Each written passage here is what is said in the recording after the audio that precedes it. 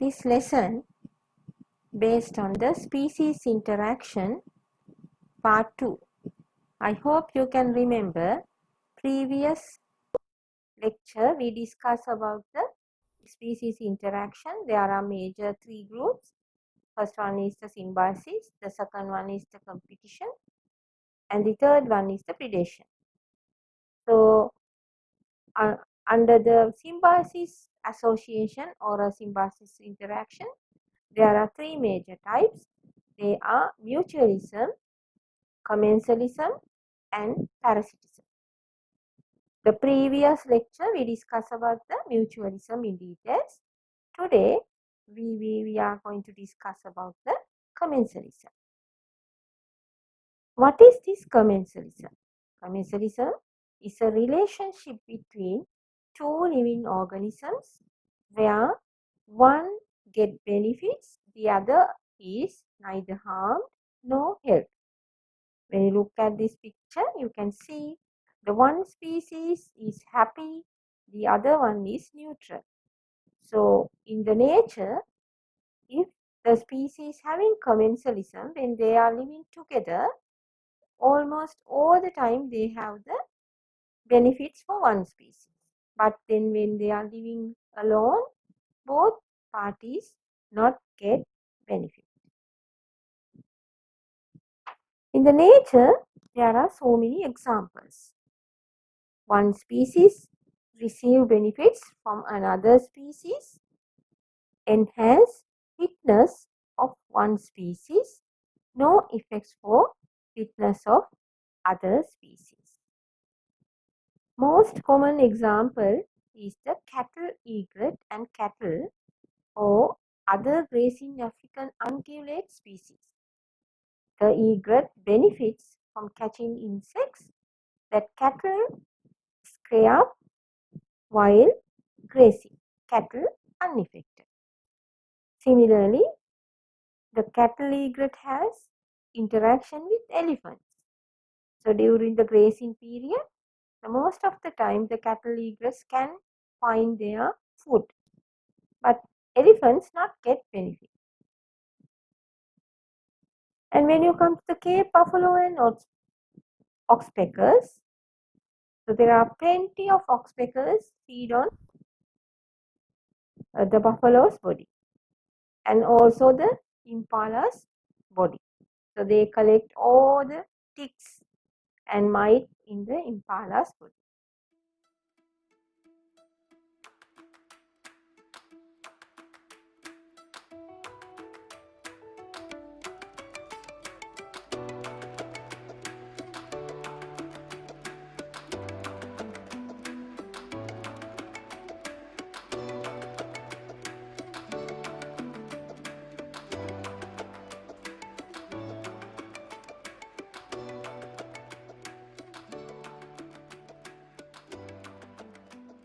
You can see this video clip, then you will be able to get a clear picture about this commensalism relationship.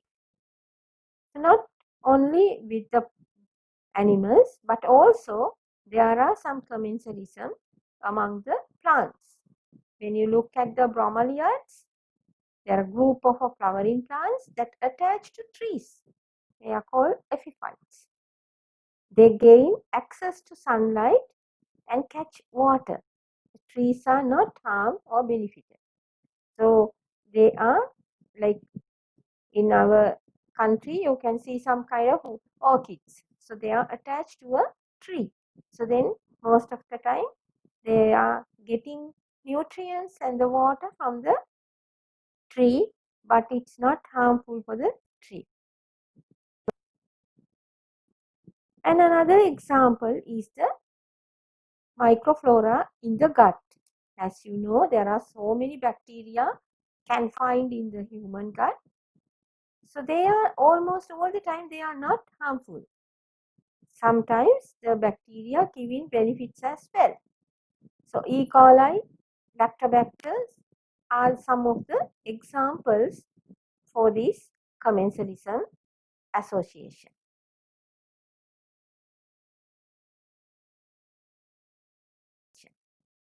And another good example is the clownfish and sea animals. The clownfish are beautiful fish species, lives in and around the sea animal. So then actually they are getting food from the sea animal uh, tentacles. So watch this video.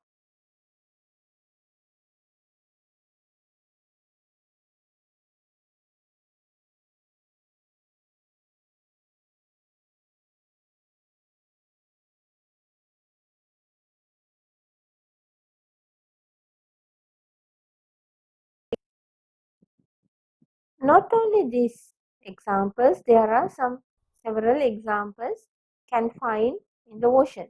One is the barnacles on whales, tails and calm attached and they are moving. And then stream riding on a sea slug. So these are some of the examples.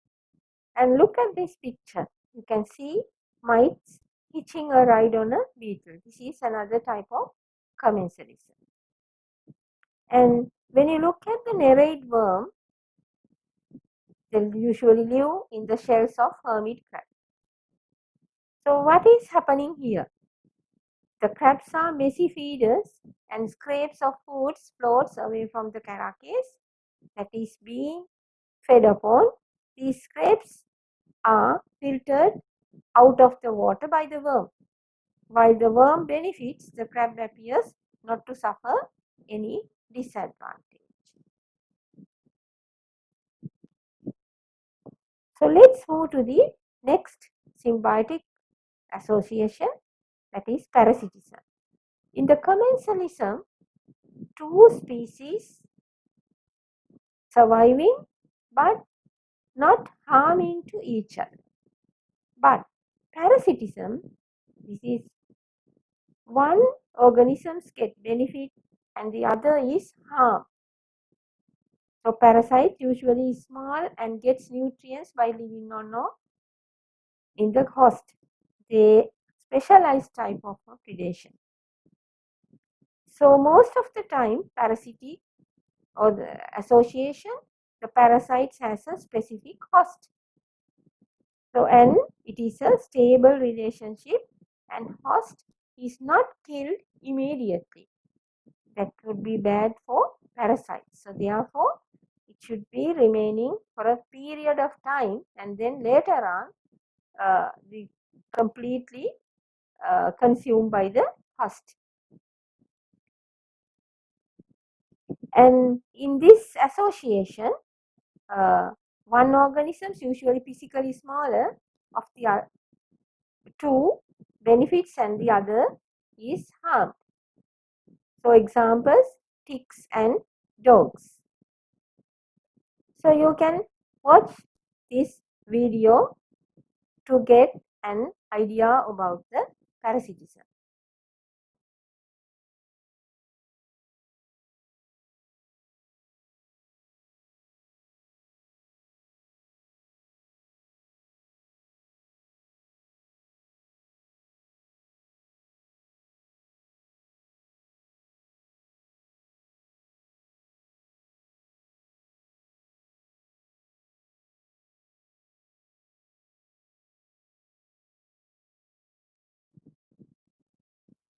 When you move to the parasitism, there are three types of parasites.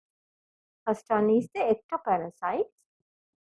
Ectoparasites are feed on the exterior surface of an organism. So when you check your pussycat, you can find some mites. And also when you look at your head, sometimes you can find lice. So they are ectoparasites. So they have special adaptation in their head. Then other parasite type is the endoparasites. So they are living within the bodies of the vertebrates and invertebrates. They marked by much more extreme specialization than external parasites. So examples, the hookworms, roundworms. They are living in our human gut and they have special adaptation to overcome unsuitable environment.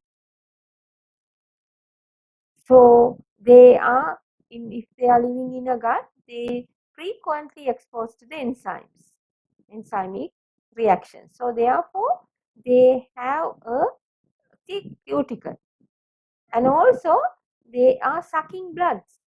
The mouth part specially adapting to suck the blood. So then next parasitism we call the brood parasitism, can find among the birds. Usually the birds, they lay their eggs in the nest of other species. Most of the time brood parasites reduce the reproductive success of the foster parent host. For an example, take the crow and the quail. So usually quail never construct their nest, but poor crow finding the sticks and construct the nest. So finally the female quail lay eggs on the crow's nest. So from hatching period to chicks come out, that period, pure total period, parental care is given by the crow. So in this time, usually the quail chicks are more larger than the crow chicks. So therefore, sometimes food is not sufficient for the crow's chicks, but quail chicks is usually growing very fast and then they fly away. So nothing get benefit for the foster parent. Another example is the meadow pipit and the cuckoo bird.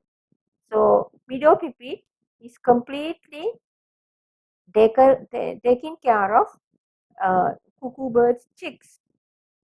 So then finally the brood parasites will fly away, but foster parent will not get anything.